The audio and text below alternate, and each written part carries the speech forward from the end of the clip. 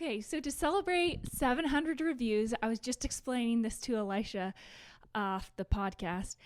We want to pick 3 of you that have left us a written review and buy you coffee this week. So I don't even drink coffee. I don't know why I'm doing this, but I thought it would be a fun way just to thank you guys.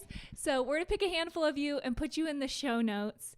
And so check down there. And if your name's mentioned, then email us or message us your Venmo or PayPal email so we could get that to you guys. That's fun. How do we select these people? How do we select them? Yes, what are the It's just going to be a random selection. Okay. It's going to be a random selection. If you've left us a review, then you're entered in the random selection. Should we take like the most recent 25 reviews, put them in a hat, mix it up, and select 3? Yeah, that's a good idea. We should do the top 25 because there's a lot and we don't want to go back super, super far. Yeah. Wow, this is going to be fun. Yeah, it's obviously just a sporadic random thing. Yes, so. We didn't premeditate this very much at all. No, as you can tell. But I don't know, we just wanted to do something fun for you guys. And we'll probably try to be more strategic in the future, but we just couldn't let 700 reviews go by without doing anything at all. So yeah, that does feel like a fun benchmark. Yeah, it does. I don't know what it is, but it's always fun. So thank you guys. Yes, thank you. It means a lot to us. And you have to go to the show notes to see your name and reach out to us because all your like rating names are like KW777652. Oh, I see. So we'll use that name. Yeah, and so they'll we'll have use to know that name, and you'll have to know if it's you because we don't know who you are. Nice. You that guys makes are sense. also undercover. Yes. Okay, so I heard in the introduction, I was standing out with Lawrence, but you mentioned that we were going to talk about something we were really excited about?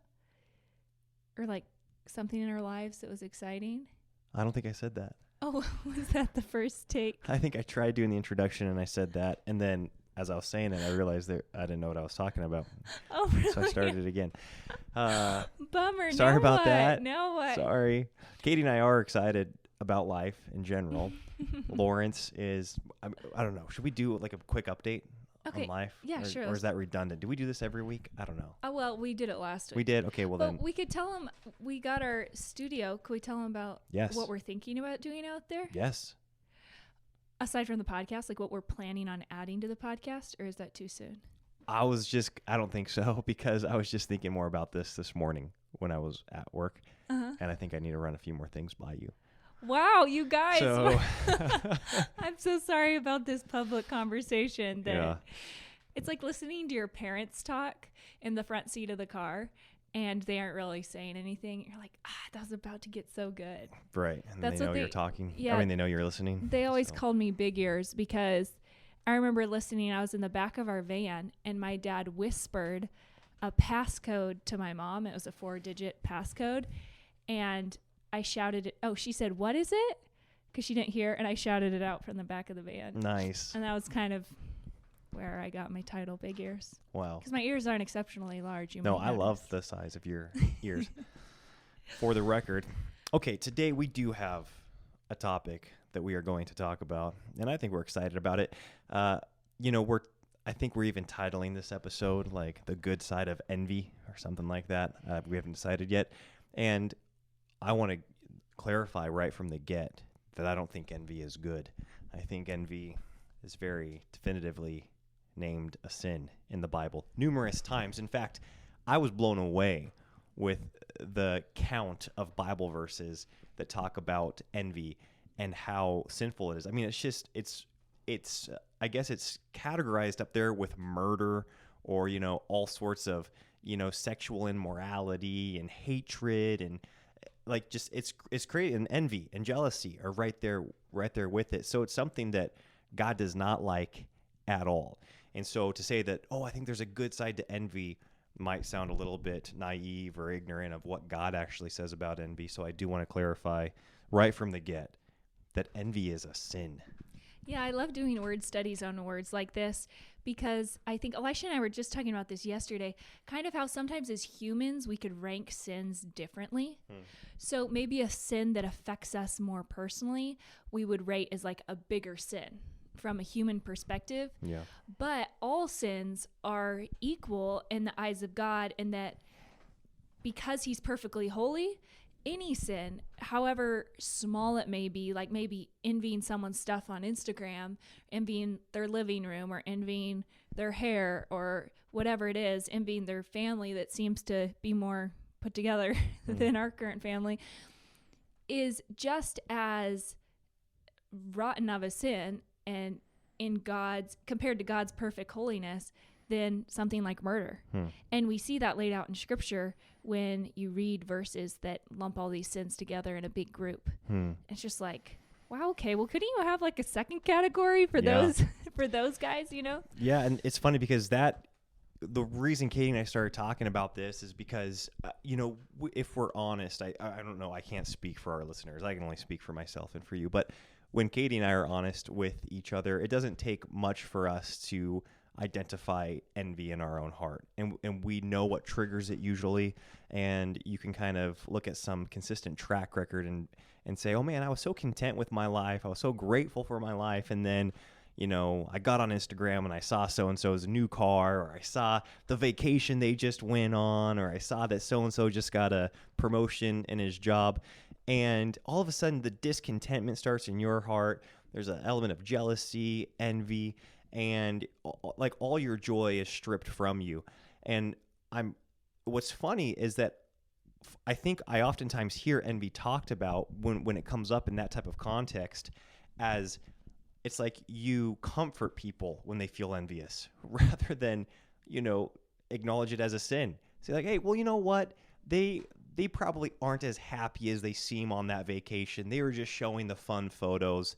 Somebody gave them that car. They didn't even work for it, or, you know, they are in a privileged position and they didn't work for that job title. Their dad knew somebody, and you start explaining away why they got what they got, rather than acknowledging the sin in your own heart.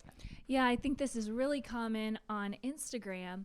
We will blame people for showing the good parts of their life that make us envy their life. And so you see this a lot with people just saying, oh, well, so-and-so, this influencer, say, is only showing the highlight reel of her life. And so it makes me envy her life because she's not showing the hard days and the fights with her husband and all these different things. And maybe if I saw the whole picture, then I wouldn't be so envious, right? And I have some people reach out and tell me that, which kind of started this conversation of, well, should I be showing every single aspect of my life so people don't envy it as much? Is that my responsibility? Is that Elisha's and my responsibility? Is that your responsibility as someone who's online to show all this dirty laundry, per se, in order for someone to get this accurate representation so maybe they aren't envious? And Elisha had a really good point to that, I thought. Did I? Well, I can't remember what my point was. Do you remember what it was? Yeah, he was like, you know what? I think often we blame the person that is getting envied instead of addressing the sin in our own hearts. Oh, sure. Yeah, exactly. And oftentimes you actually are kind of ripping people off from rejoicing with them or celebrating with them or praising them for an admirable quality or achievement. And instead, you're like totally undermining it by saying, well, you're actually a fake and a fraud and stupid for making me feel envious or jealous or less than, you know. And so it's kind of bizarre the way culture has twisted this, and we make ourselves the ones who are envying, because I've definitely been in this position where I've envied other people and been jealous of their whatever it is in their life. I'm making them the issue and I'm being the victim. Yeah, you're kind of letting yourself off the hook, or like you said, victimizing yourself and saying, well, I wouldn't feel this way if they were to whatever, you know, if they weren't being such this way, rather than acknowledging, wait, I only know my heart right now, and I'm the one sinning. I have no idea what's going on in their heart or what their motives are, and we rarely do, if ever. Yeah. And so we can only really address the issue of our own heart, which is, man, this is causing envy in my heart, and I need to repent from that. And this is kind of how we stumbled upon the title, The Good Side of Envy. Elisha's really good at, what do you call it? Playing on words? Maybe. like yeah. word plays. He does this a lot in his music if you've listened to the songs he's written. But he does these multiple meaning phrases, and I thought it was so fun how he was like, there is a good side to envy. It's not that there's a bad part and a good part of envy as a sin, like you mentioned at the beginning. It's that the good side is often people who are the ones being envied. Yeah, it's the side that's being envied. The oftentimes. side that's being envied that we act like is this horrible thing is actually the good part. Right. And the person envying is the issue. And so I just thought that was a challenging way for me to think about what I see and not blame the person that I'm envying, but instead just look inside at my own heart and address the sin there. Yeah. It's, it gets harder and harder to envy becomes more of an issue, or jealousy becomes more of an issue when it's something that is near and dear to you. If you are striving for, a promotion in a specific field, and your coworker, and you've been wanting it for years, and your coworker gets it, like that's a very they get the very promotion that you were working for. That's very personal. You feel that. You think that's what I wanted. Maybe I even deserved it. How come they have to get it? And you go into like this attack mode of them and trying to justify your own heart and your own motives. And maybe that's kind of an obvious example. And I think that oftentimes envy is far more subtle than that. But regardless, every time every time I'm aware enough to see the envy in my own heart, before it like goes nuts, I'm able to realize, wait a second, I should be rejoicing with this person or for this person, or at least acknowledging that what they have is good, or what they earned is good, or what they were given is very good. And I can even desire that in a healthy way. I can strive for that, or, I guess have aspirations for what they have in a very healthy way without envying. Yeah, I think sometimes envying comes to, like you mentioned, it's often in an area that we're maybe feeling lack in the moment. So when Elisha and I have a really strong relationship and I'm really feeling happy and content in our marriage, and I see someone else's marriage that seems to be thriving, I can rejoice with them, and I'm so excited for them and just happy.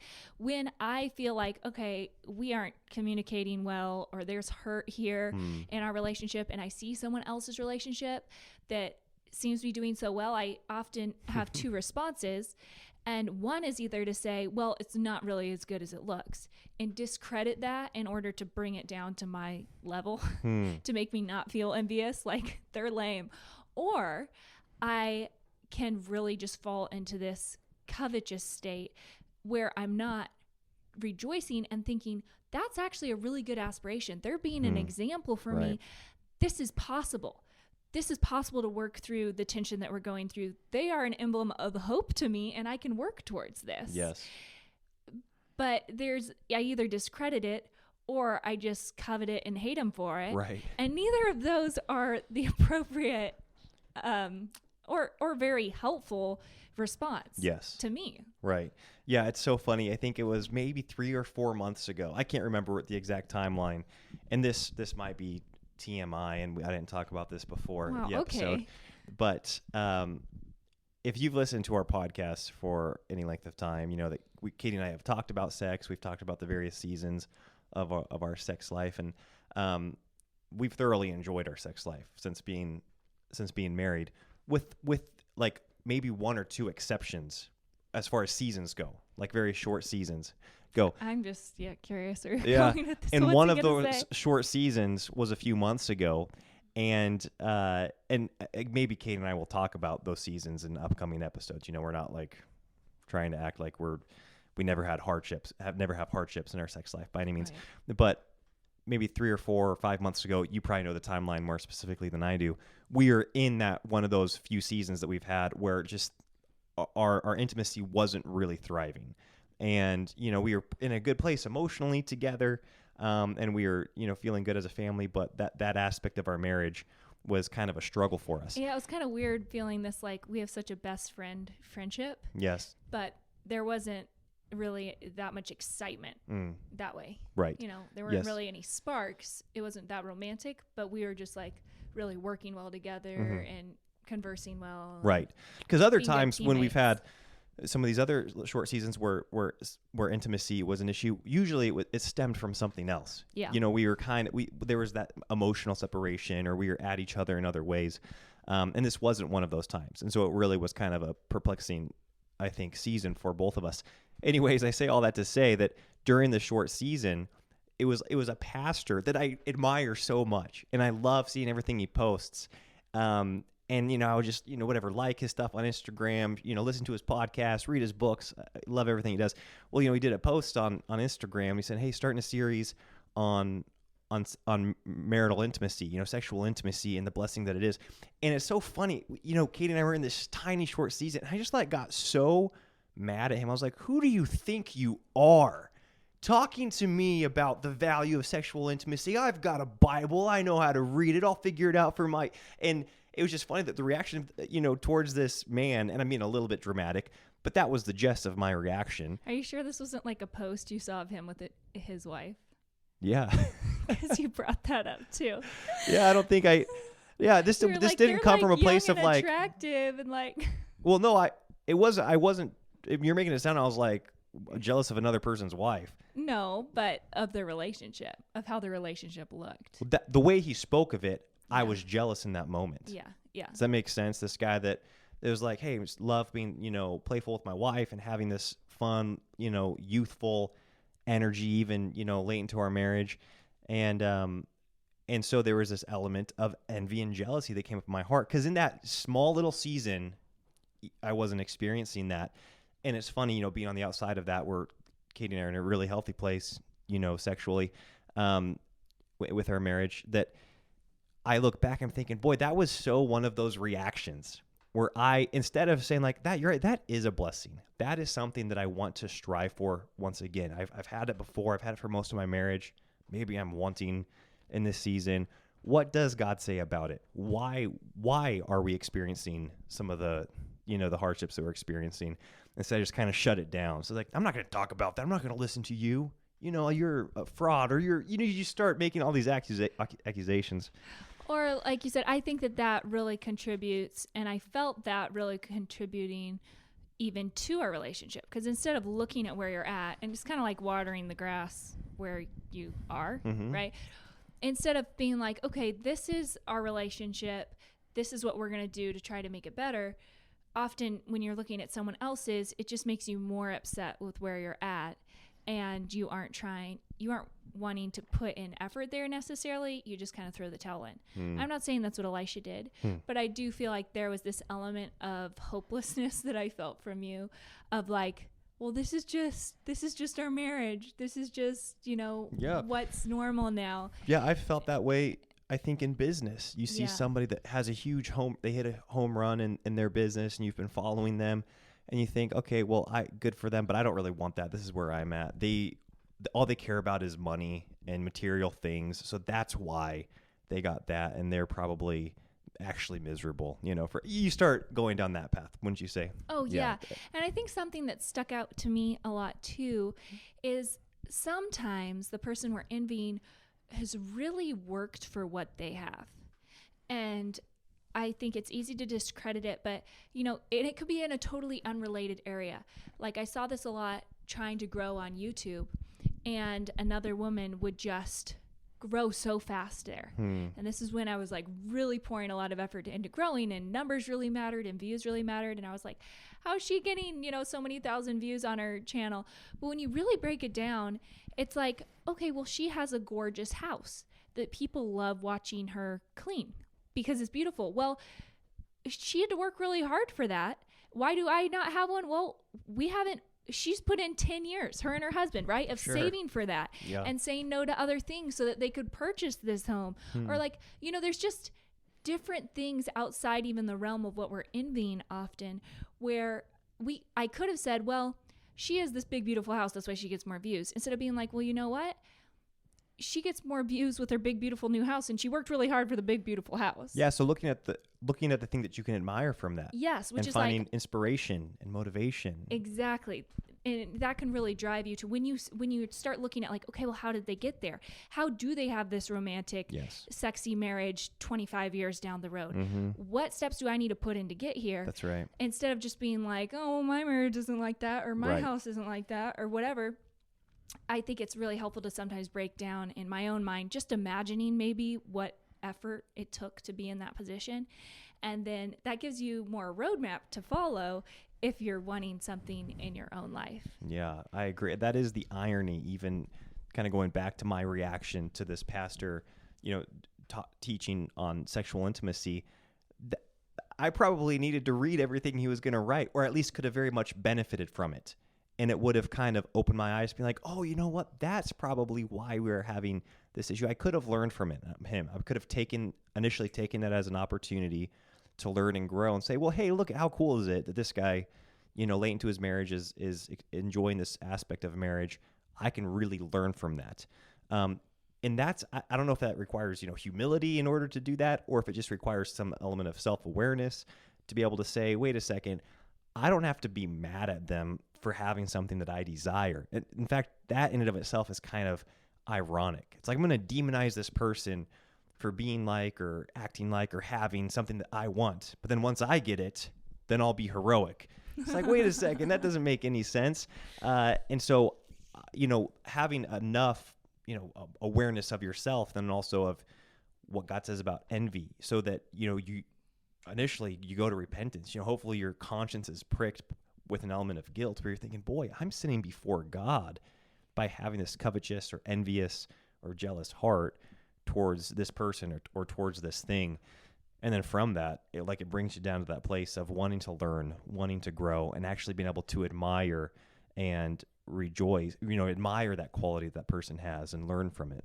Yeah, and we've really been on both sides of this issue. I feel like we definitely have been envied for certain aspects of our life, and then we've also envied other people's lives. And I think something that's interesting about envy is that it doesn't go away regardless of where you're at in your life, because unless, it's like any sin, it's always a present temptation. I guess you should say. I'm not saying that, well, you're just going to envy for the rest of your life. I'm just going to envy for the rest of my life. Yeah. That's not what I'm saying. But it's always a present temptation, because that verse that says, the heart of man is never satisfied, and there's the lust of the eyes, the lust of the flesh, and the pride of life. That's right.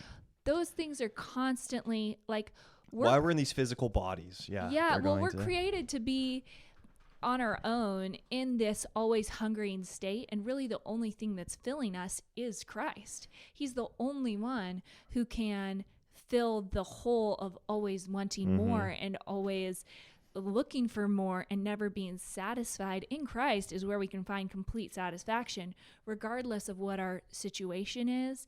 And I feel like I've experienced that at different points in my life. And I've also experienced this needy desperation where I achieve one thing and just am looking to the next thing, or the bank account says one number and I'm unsatisfied, and then it says another number and I'm still unsatisfied. Yeah.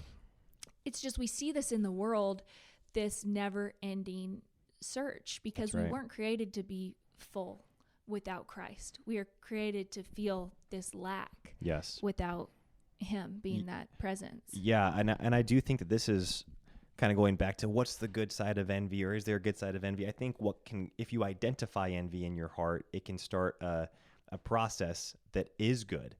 For instance, you identify envy, you can go to a place of repentance. That can be your initial response and saying, oh God, what have I done? I've sinned against you in my heart. And then that brings you to the cycle of thanking him for the gospel, remembering what's been done on the cross, that you don't have to live in this cycle of envy. You can be freed from it. So that's a good thing. After that, you can, look at the person that maybe you're envying and celebrate with them. Maybe praise them for it, encourage them for it, or find inspiration from it. Be motivated and learn and grow from it, and rather than having this negative reaction towards it. And then I think another good thing too is it's like every time I feel my heart dissatisfied or unsatisfied, it does, well, not every time actually, but I hope that in the future going forward, when I feel a lack of satisfaction in this world, it reminds me of eternity. It reminds me of our home. And it reminds me that that's right. We are sojourners here on this earth. We're pilgrims. This is not our home. There's going to be an element of never feeling like we quite have enough, of like there's more out there. Psalm 16 tells us that in the presence of the Lord, there's fullness of joy. At his right hand are pleasures forevermore. And we can experience moments of that here on earth where you think, man, what intimacy with the Lord. I just felt so full and grateful and just wanting nothing. And then life gets busy and maybe you kind of get, discombobulated with your walk and you forget that. Well, in heaven, you're going to have that in perfection, being able to enjoy his presence forevermore in perfect fulfillment. And I think being able to kind of go through that cycle can be a really healthy thing when you identify envy in your heart. Yeah, for sure. I want to remember that when I identify envy. And I think two things that can be helpful for me whenever it comes to a lot of different sins is to identify first that these sins have been around since the beginning of time and there's nothing new. I think sometimes I can think, or I'll hear this being thrown around like, well, we're so envious and we're so covetous because we do have social media and we are looking into people's homes consistently on a daily basis.